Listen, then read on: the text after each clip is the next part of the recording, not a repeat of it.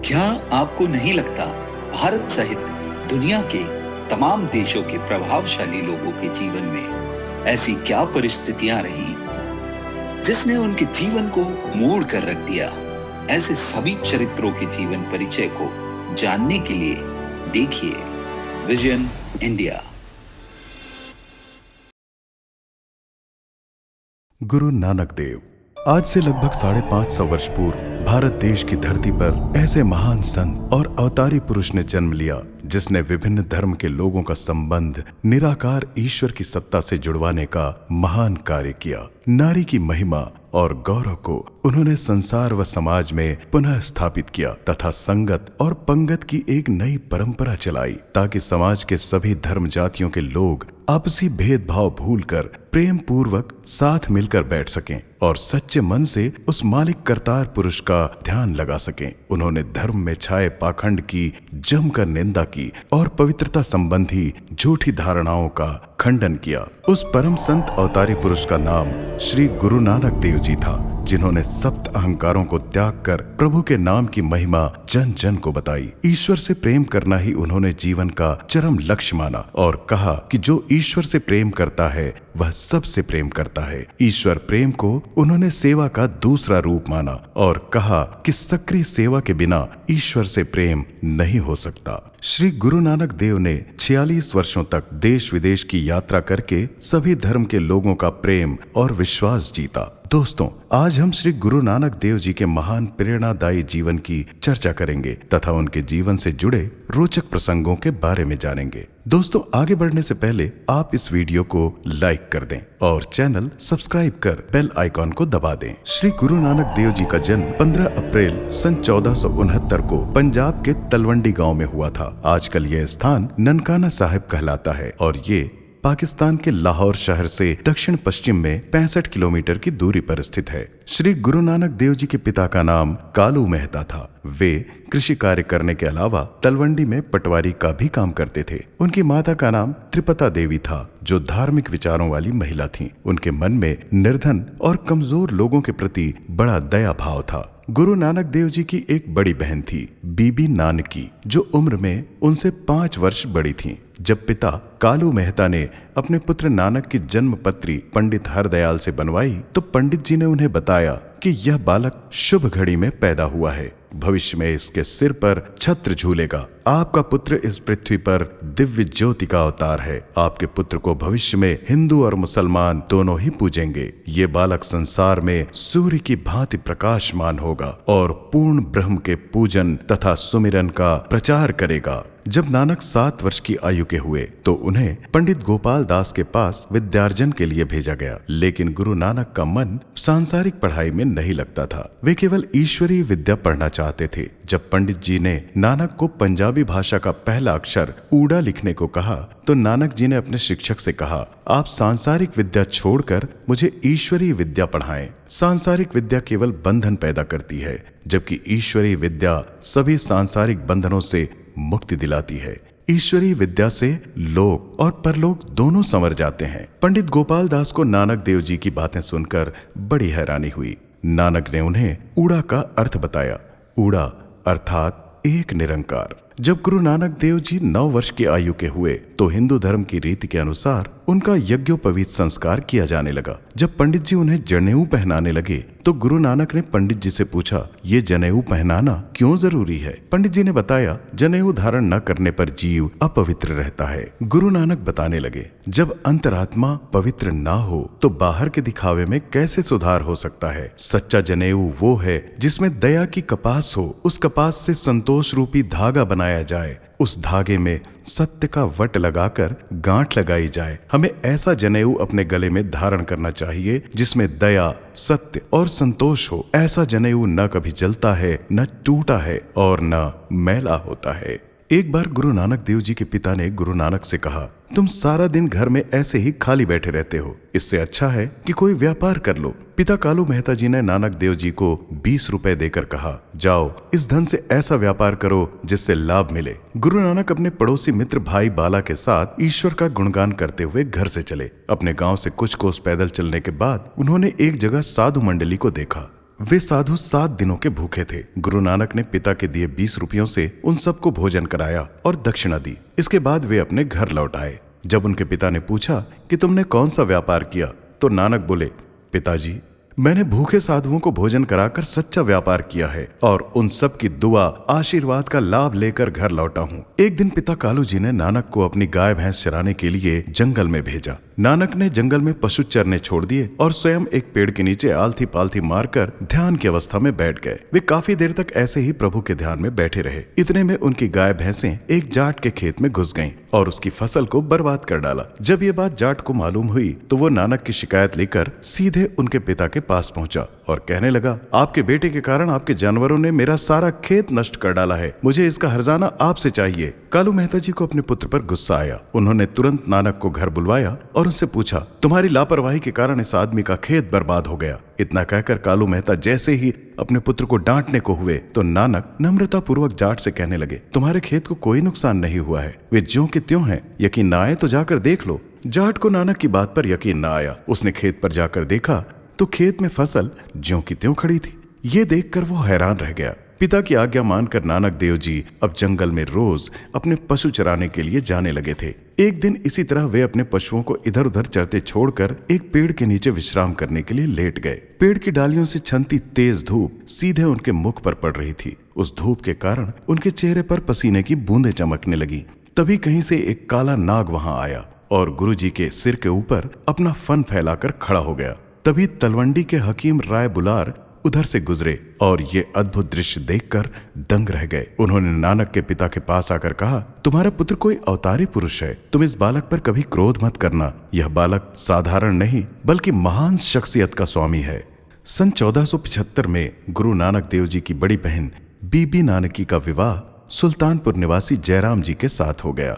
विवाह के बाद एक दिन बीबी नानकी अपने पिता के घर अपने माँ बाप और छोटे भाई से मिलने अपने पति के साथ मायके आईं। राय बुलार ने कालू मेहता जी से कहा, आप अपने बेटे को हमेशा डांटते ही रहते हैं, मुझसे यह देखा नहीं जाता। इसके बाद उन्होंने बीबी नानकी से कहा, बेटी तू अपने छोटे भाई को अपने साथ ससुराल ले जा। तेरे पिता की शिकायत रहती है कि ये यहाँ पर कोई काम धंधा नहीं करता। अपने पति से कहकर इसे भी वहां कोई नौकरी दिलवा देना। बीबी नानकी अपने छोटे भाई नानक को अपने साथ अपनी ससुराल सुल्तानपुर ले गईं। वहां उनके पति ने नवाब दौलत खां के मोदी खाने में उनको नौकरी लगवा दी। नानक मोदी खाने की आय व्यय का सारा हिसाब रखते थे और ग्राहकों को सौदा तौल कर भी देते थे। यदि कोई गरीब जरूरतमंद व्यक्ति उनके पास आ जाता तो नानक उसे खाली हाथ नहीं जाने देते थे। अगर मोदी खाने का मालिक नवाब दौलत खां नानक से कहता कि ग्राहक को 5 सेर अनाज तौल कर दे दो तो नानक उस ग्राहक को 5.25 सेर अनाज देकर भेजते। नानक की दरियादिली के कारण भिखारी और गरीब लोग प्रायः मोदी खाने के आसपास भीड़ लगाकर खड़े रहते थे। जिन पत्थरों से नानक 13-13 कहकर अनाज तौला करते वे पावन पत्थर आज भी सुल्तानपुर के मोदी खाने में मौजूद हैं। वहां आज गुरुद्वारा श्री हट साहब स्थित है। जादूराव नामक एक आदमी मोदी खाने में काम करता था। वह गुरु नानक देव जी से बिना कारण ईर्ष्या करता था। वो सोचता था कि नानक मुझे रिश्वत का 1 रुपया तक नहीं देते और मांगने वालों को दान देते रहते हैं। एक दिन उसने अपने मालिक नवाब दौलत खां से नानक की चुगली करते हुए कहा कि नानक आपके मोदी खाने को गरीबों में लुटा रहे हैं।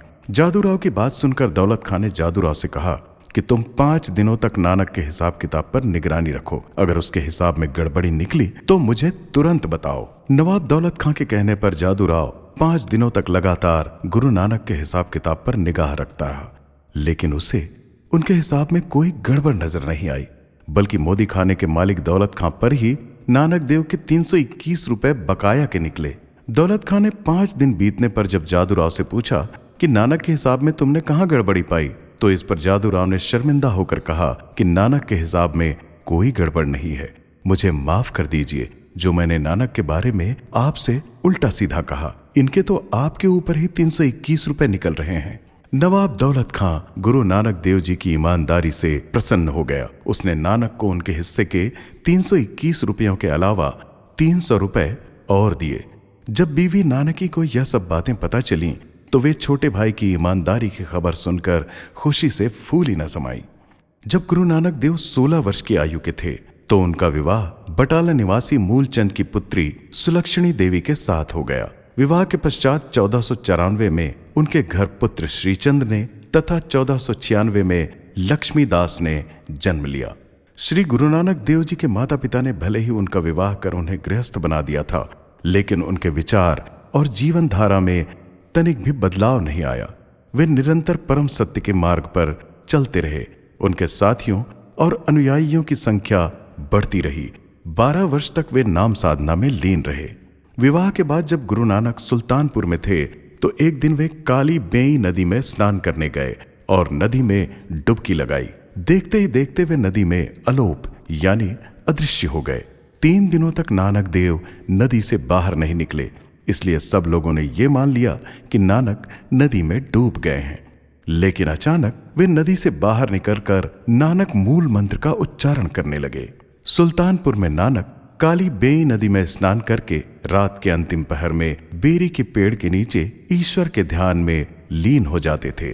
सुल्तानपुर का यह स्थान आज गुरुद्वारा श्री बेर साहिब कहलाता है। इसी बेरी के पेड़ के नीचे नानक ने जप जी साहिब नामक महान ग्रंथ की रचना की थी। नदी के जल समाधि के बाद गुरु नानक देव जी को परम वैराग्य हो गया। विवाह के बाद वे अपनी बहन और बीवी बच्चों के साथ सुल्तानपुर में ही कई साल रहे थे, लेकिन अब उन्होंने जल कल्याण और परमार्थ के लिए अपनी गृहस्थी को त्यागने का निर्णय ले लिया था। सुल्तानपुर से जाते समय गुरु नानक देव अपनी बड़ी बहन से बोले, अब हम जा रहे हैं बहन। उनके जाने की बात सुनकर बहन बीबी नानकी ने उदास स्वर में पूछा, अब मैं तुम्हारे दर्शन कैसे कर पाऊंगी? गुरु नानक बोले, जिस क्षण तुम मुझे याद करोगी हम उसी क्षण हाजिर हो जाएंगे। बीवी बच्चों और बहन बहनोई से विदा लेने के बाद नानक अपने गांव तलवंडी पहुंचे और माता पिता से विदा लेते हुए कहा, मुझे देश विदेश जाकर सभी मनुष्यों के कल्याण के लिए ईश्वर का संदेश जन जन को पहुंचाना है। संसार के सभी लोगों को मेरी आवश्यकता है,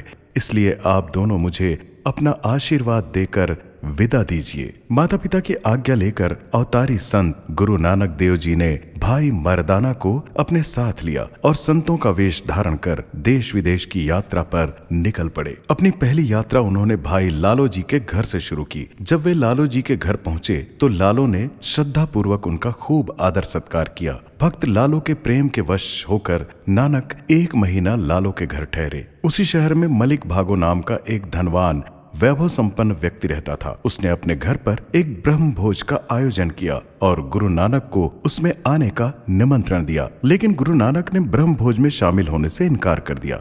मलिक भागो के सेवकों ने मलिक भागो के पास जाकर कहा, गुरु नानक खत्री होकर शूद्र लालो के यहाँ रोज भोजन कर रहे हैं, लेकिन आपके ब्रह्म भोज में आने से मना कर रहे हैं। ये बात सुनकर मलिक भागो ने अपने कुछ आदमी लालो भाई के घर भेजे और कहा कि तुम गुरु नानक को किसी भी तरह यहाँ लेकर आओ।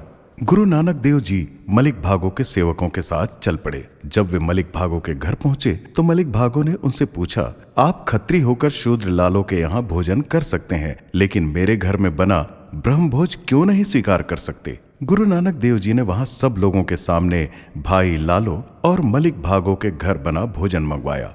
उन्होंने एक हाथ में मलिक भागो की पूड़ी कचौड़ी पकड़ी और दूसरे हाथ में भाई लालो के घर की सादा रोटी पकड़ी और दोनों को कस कर दबाया। सब लोगों ने देखा कि मलिक भागो की पूड़ी कचौड़ी से खून की लाल धार निकल रही है और भाई लालो की रोटी से दूध की धार निकल रही है।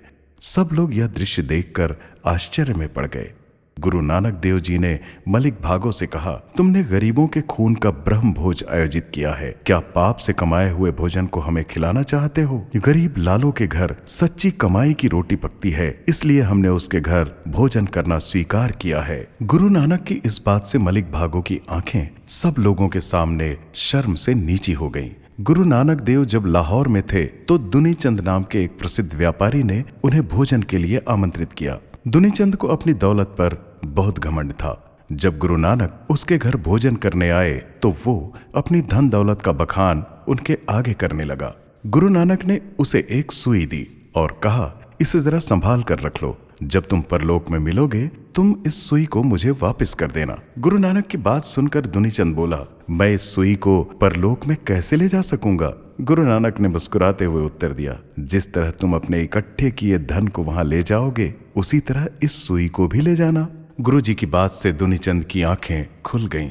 उसे गुरु जी की बात का सारा मतलब समझ में आ गया। अपनी गलती का पश्चाताप करता हुआ दुनीचंद गुरुजी के चरणों में गिर पड़ा और उनसे माफी मांगने लगा। अब उसका सारा अभिमान चूर चूर हो चुका था। दुनीचंद ने गुरु नानक का शिष्य बनकर लाहौर में धर्मशाला आदि का निर्माण करवाया। लोगों को नेकी और सच्चाई का रास्ता दिखाते हुए गुरु नानक कामरूप प्रदेश पहुंचे। कामरूप की स्त्रियां छल टोटके में बहुत माहिर थीं। वे लोगों पर जादू टोना कर देती थीं। भाई मर्दाना के साथ चलते चलते गुरु नानक नूर शाह जादूगरनी की हवेली के द्वार पर आ पहुंचे। नूर शाह ने भाई मर्दाना को विचित्र निगाहों से निहारा।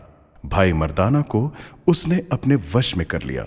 भाई मर्दाना निर्जीव से होकर जमीन पर गिर पड़े। तभी गुरु नानक देव जी ने सत्कर्तार शब्द का जोर से उच्चारण किया। नूर शाह जादूगरनी ने गुरुजी को देखकर उन्हें भी अपने वश में करना चाहा, पर गुरुजी के ऊपर उसकी जादुई शक्तियों का कोई जोर नहीं चला।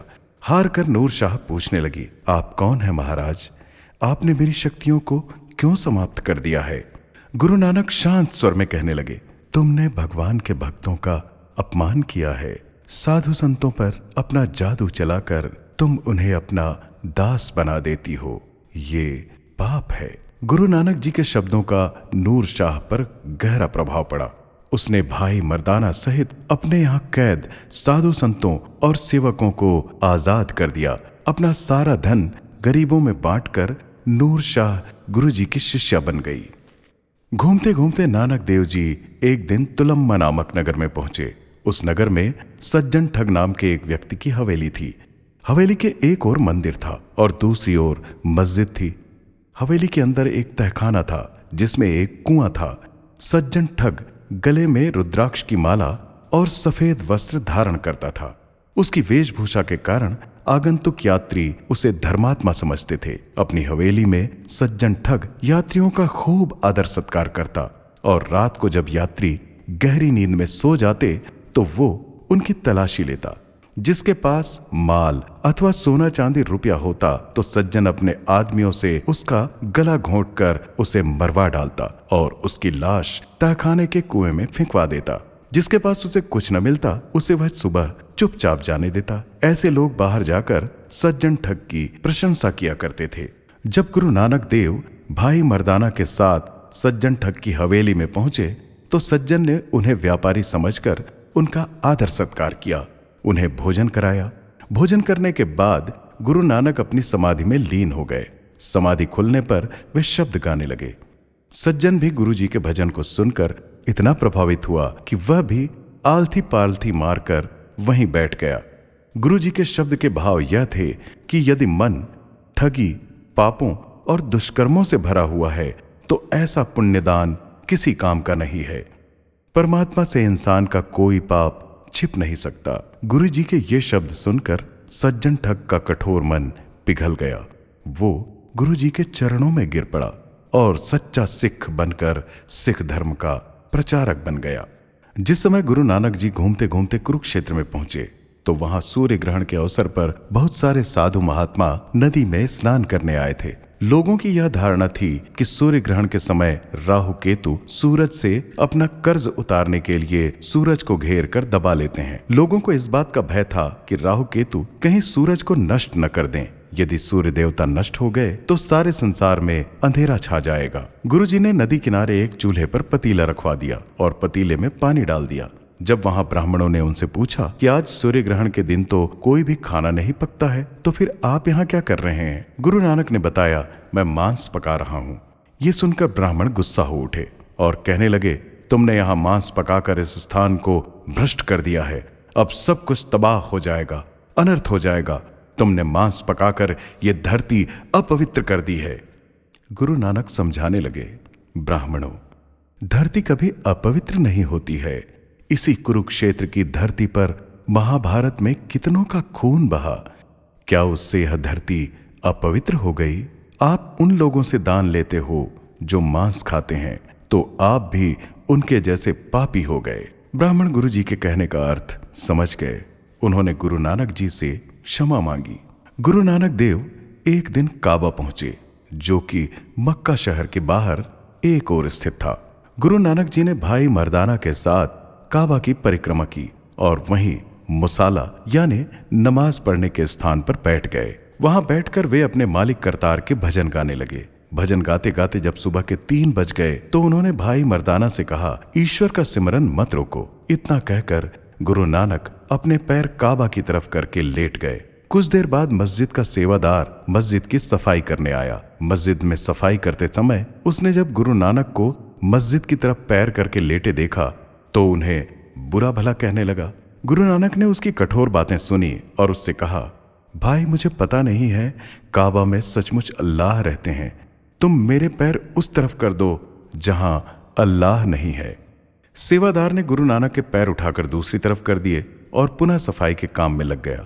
कुछ क्षणों बाद उसने फिर गुरु नानक के पैर काबा मस्जिद की तरफ देखे। उसने गुस्से में आकर गुरुजी के पैर पकड़कर घुमाना शुरू किया, लेकिन उसने देखा कि जिस तरफ गुरुजी के पैर जाते हैं उस तरफ मक्का भी घूमकर आ जाता है। ये देखकर सेवादार हैरान रह गया और मस्जिद पर चढ़कर जोर जोर से चिल्लाने लगा, मक्का के लोगों, बाहर निकल कर देखो, अल्लाह खुद आज काबा के बाहर आकर बैठे हैं, सभी आओ और अपनी मुरादें पूरी करो।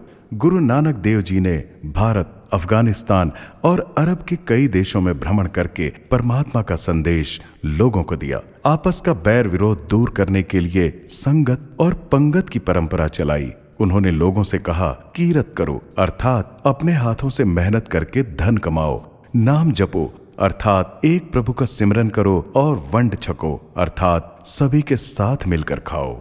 कई वर्ष तक विदेशों की यात्राएं करने के बाद गुरु नानक देव जी ने अपने जीवन के अंतिम 18 वर्ष पाकिस्तान के करतारपुर में अपने परिवार के साथ गुजारे। वहां वे खेती बाड़ी किया करते, खेतों में हल चलाते और प्रभु का नाम जपा करते थे। सन 1539 में अपने प्रिय शिष्य भाई लहना को गुरु नानक देव जी ने सिखों का दूसरा गुरु घोषित किया और उन्हें गुरु अंगद देव नामक नया नाम दिया। अपने स्वयं के दोनों बेटों को गुरु गद्दी का वारिस न बनाकर उन्होंने भाई लहना को ही गुरु पद के योग्य समझा। 1559 में श्री गुरु नानक देव जी करतारपुर में ज्योति ज्योत में समा गए। वह पावन स्थान आज गुरुद्वारा श्री दरबार साहब कहलाता है। कहते हैं कि जब उनके पार्थिव शरीर के ऊपर से चादर हटाई गई तो वहां देह का कोई अवशेष नहीं मिला। तब गुरुजी के हिंदू और मुस्लिम अनुयायियों ने गुरुजी की चादर को आधा आधा बांटकर अपने अपने धर्म के अनुसार उनका अंतिम संस्कार किया। दोस्तों, अगर आपको यह वीडियो अच्छा लगा हो तो इसे लाइक व शेयर अवश्य करें। आप हमारे इन प्रश्नों के उत्तर कमेंट बॉक्स में अवश्य दें। गुरु नानक देव जी ने अपने किस शिष्य को अपना उत्तराधिकारी घोषित किया था? गुरु नानक देव जी के माता पिता का क्या नाम था? गुरु नानक देव जी की बड़ी बहन का विवाह कहाँ हुआ था और उनके पति का नाम क्या था? मलिक भागों के पकवान से खून क्यों निकला? ननकाना साहब कहाँ स्थित है? गुरुद्वारा श्री हट साहिब कहाँ स्थित है? गुरु नानक जी के कथन कीरत करो, नाम जपो और वंड छको का क्या अर्थ है? गुरुद्वारा श्री दरबार साहिब कहाँ स्थित है? गुरु नानक देव जी ने भारत के बाहर कहाँ कहाँ की यात्राएं की थीं? गुरु नानक देव जी ने कुरुक्षेत्र में ब्राह्मणों से क्या कहा था? धन्यवाद। ये वीडियो आपको कैसा लगा और आगे आप किस विषय अथवा चरित्र के बारे में वीडियो देखना चाहते हैं? कमेंट बॉक्स में अवश्य बताएं। और यदि आपने अभी तक हमारा चैनल विजन इंडिया सब्सक्राइब नहीं किया है तो सब्सक्राइब कर लें और साथ ही बेल आइकॉन को अवश्य दबाएं ताकि आने वाले वीडियो का नोटिफिकेशन आपको सबसे पहले मिल सके।